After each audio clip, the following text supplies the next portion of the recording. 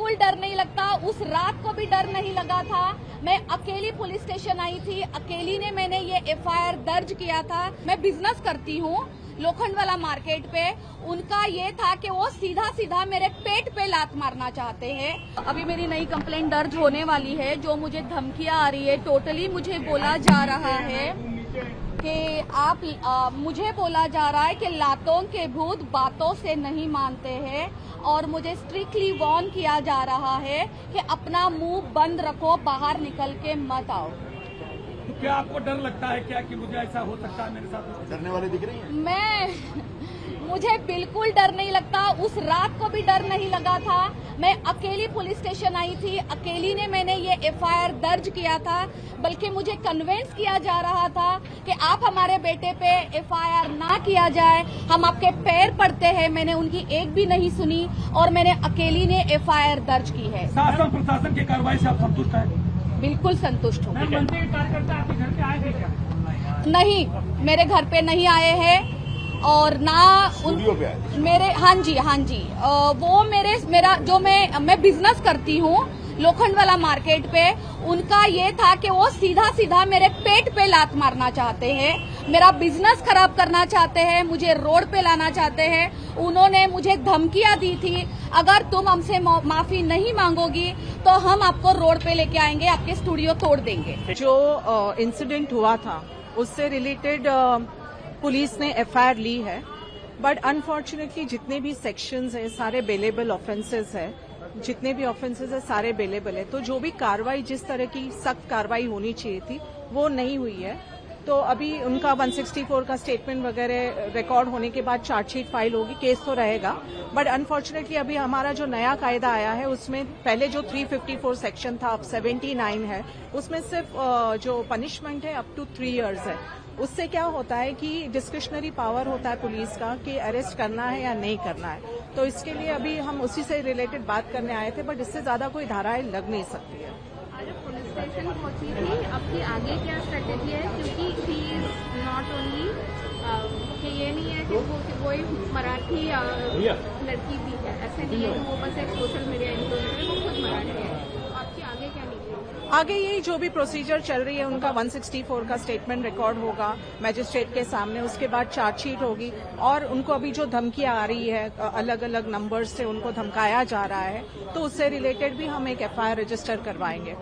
Successful businessman उनका nail art studio है, क्या उसमें कोई विपत्ति आ रही है? क्योंकि अगर तोड़ो की बात करें तो यस ये जो पॉलिटिसाइज किया गया है, एक भाषा को लेके एक मुद्दा बनाया गया है, क्योंकि अभी अपकमिंग इलेक्शंस है, इससे पॉलिटिकल पार्टी को फायदा होता है। लेकिन जो राजश्री जैसे लोग हैं, जो बिजनेस करते हैं, हमारे जैसे प्रोफेशनल लोग हैं, हम सबको, आम जो पब्लिक है उनको नुकसान है। जैसे उस दिन भी हम लोग ओशिवारा पुलिस स्टेशन गए थे, मनसे के 200 लोगों ने इनको अकेली को पुलिस स्टेशन के अंदर घेर के उनको धमकाया गया था, उनको माफिया मंगवाने की पूरी कोशिश की, और उनको ये भी धमकाया गया था सरासर कि अगर आप माफी नहीं मांगोगे और मराठी में नहीं मांगोगे तो हम आपकी दुकानें तोड़फोड़।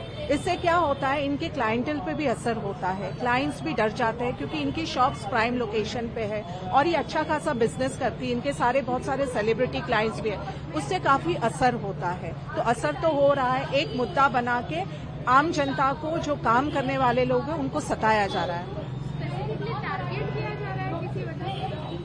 आप राजश्री की बात कर रहे हैं? राजश्री को इसीलिए टारगेट किया जा रहा है क्योंकि उन्होंने अपनी इंस्टाग्राम स्टोरी, अगर आपने उनकी पोस्ट देखी होगी, तो वो उस पे कहा था कि आप मराठी भाषा बोलने वालों को, आप जो आप बोलते हैं आप मराठी हो, मुझे उसका गर्व है, लेकिन आप लोगों पे उसको थोपिए मत। उन्होंने कुछ ऐसी स्टेटमेंट की थी, इसके लिए उनको टारगेट किया जा रहा है। और ये बहुत ही मतलब एक बोलते हैं ना, जैसे कॉन्स्पिरेसी प्लानिंग के साथ किया गया ये टारगेट है, उनको जबरदस्ती उनको टारगेट किया जा रहा है। राजश्री मोरे मैडम के साथ कल परसों जो दुर्व्यवहार किया गया, एक नौजवान शराब की नशा में धुत था, अर्धनग्न था, और वो मनसे का नाम लेके इनको लगातार गाली दे रहा था, धमकी दे रहा था और कह रहा था कि मेरे पिता मनसे के उपाध्यक्ष हैं। उसके बाद पुलिस केस हुआ। आज हम यहां पे मोरे मैडम को लेकर यहां आए हैं ताकि सरकार की तरफ से, पुलिस की तरफ से न्याय मिले। मराठी भाषा का मान सम्मान होना चाहिए महाराष्ट्र में, इस पर किसी को कोई ऐतराज नहीं हो सकता। महाराष्ट्र के लोगों की मातृभाषा और मातृभाषा का सम्मान होना चाहिए। मराठी भाषिक लोगों का भी मान सम्मान होना चाहिए, उनकी रक्षा होनी चाहिए। लेकिन जो लोग मराठी भाषा के नाम पर एक अपना राजनीतिक दुकान चला रहे हैं, उनसे हमारा यही निवेदन है कि आप भाषा का आग्रह रखिए, लेकिन लोगों को धमकी देना, मारना, गाली देना, इस प्रकार की हरकतें बंद करिए।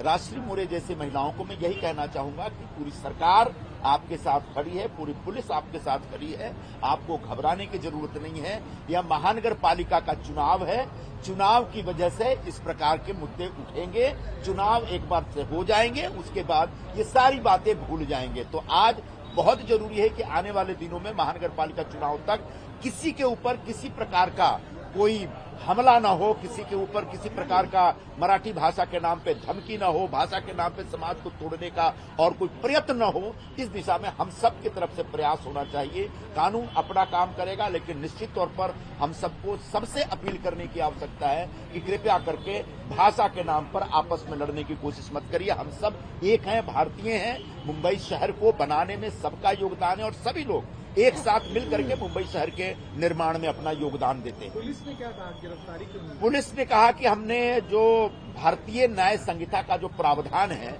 उसमें आज ताजा स्थिति यह है कि 7 साल से कम की सजा का अगर कोई केस बनता है तो उसमें तत्काल गिरफ्तार करने की आवश्यकता नहीं है। उन्होंने कहा कि हमने 1 लाख रुपए का एक बॉन्ड भरवा के ले लिया है और यही एक प्रक्रिया, नई प्रक्रिया शुरू हो रही है, जिसके तहत आने वाले 1 साल में अगर कोई भी गुनाह वो करता है तो उसको तड़ीपार किया जाएगा। उनका ये भी कहना है कि अगर हमने ये जो प्रक्रिया चलाई, इसका मतलब ये नहीं कि केस कमजोर हो गया है। इसको इमीडिएट एक चार्जशीट फाइल की जाएगी और चार्जशीट फाइल करने के बाद कोर्ट के जरिए जितने साल की भी सजा होती है वो साल की सजा उसको मिलेगी। इस बीच मजिस्ट्रेट कोर्ट में जाके राजश्री मोरे मैडम अपना स्टेटमेंट देगी, which will be considered as main evidence. तो आज या कल में उनको अपना एक स्टेटमेंट देना है और पुलिस की तरफ से उस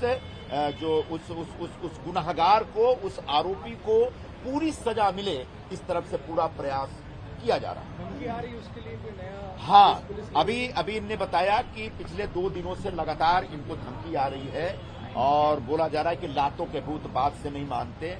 कुछ लोग जो इनको व्यक्तिगत तौर पे जानते हैं, जो फिल्म इंडस्ट्री से भी जुड़े, क्योंकि राजश्री मैडम भी फिल्म इंडस्ट्री से जुड़ी हुई हैं, वो लोग धमकी बार बार दे रहे हैं कि आप ज्यादा बोलो मत। लेकिन मैंने इनको कहा कि इन धमकियों से के दबाव में आने की आवश्यकता नहीं। हम सब आपके साथ हैं, पूरी सरकार आपके साथ है, पूरा मुंबई शहर आपके साथ है और मुंबई पुलिस अभी तुरंत इनका एक स्टेटमेंट लेकर के नया केस रजिस्टर करने जा रही है, जो उनको लगातार धमकी आ रही है। निरुपम साहब, जिस तरह से केवल हिंदी भाषी वाले या हिंदुओं पर ही केवल मराठी बोलने या इस तरह के जो बात की जा रही है, ये भी एक विषय है जिसको हमारे कुछ साथियों ने उठाया कि अगर आपको इतना लगता है कि सबको मराठी बोलना चाहिए तो आप जो कमजोर लोग हैं, गरीब लोग हैं, उनके ऊपर हमला करते हैं, उनके ऊपर दबाव डालते हैं। आप में इतनी हिम्मत है तो जरा भिंडी बाजार जाइए, जरा वहां पे क्या नाम है नल बाजार जाइए, वहां भाईकला एरिया में जाइए और वहां पे डोंगरी पे जाइए और वहां सबको बोले कि जरा मराठी बोल के दिखाओ और ना बोले तुमको मार के दिखाइए।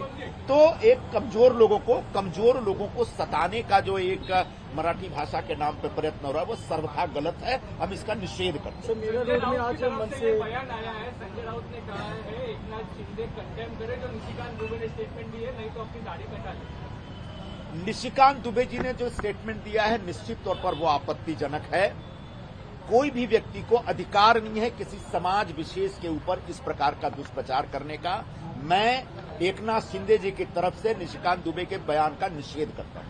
सर, मैडर रोड में आज महाराष्ट्र निर्माण सेना के लोग प्रदर्शन करना चाहते थे, एक मोर्चा निकालना चाहते थे। पुलिस ने उसको परमिशन नहीं दी, लेकिन वहां सैकड़ों की संख्या में मनसे कार्यकर्ता जमा हुए, काफी हंगामा हुआ। पुलिस का ये कहना था कि अगर हम परमिशन देते तो कुछ उपद्रवी इसका फायदा उठा सकते। देखिए हम एक लोकतांत्रिक देश में रहते हैं और लोकतंत्र में सभी दल, संगठन या व्यक्ति को अपना विरोध प्रदर्शन करने का अधिकार है। तो इस नाते मनसे को भी अधिकार है, लेकिन उनका ट्रैक रिकॉर्ड इतना खराब है।